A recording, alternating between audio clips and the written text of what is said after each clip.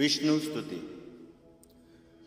शुक्लांबरं धरं विष्णुं शशिवर्णं चतुर्भुजं प्रसन्नवदनं ध्यायेत् सर्वविघ्नोपशान्तये।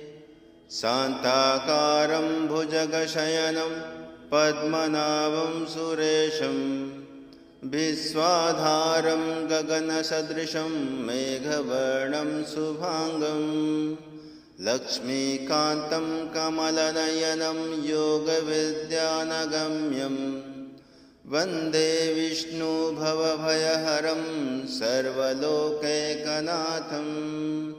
वन्दे विष्णुभवभयहरं सर्वलोकैकनाथम्।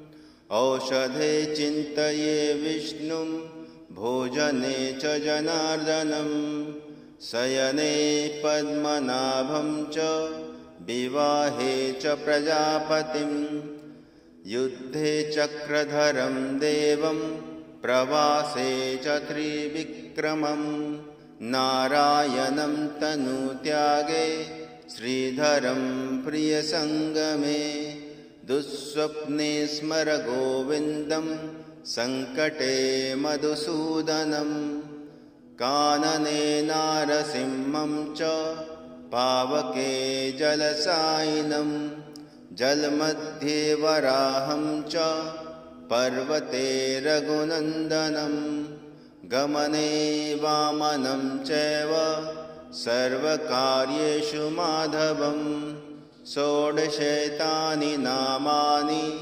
प्रातरुत्थाय यः पठेत् सर्वपापविनिर्मुक्तो विष्णुलोके महीयते।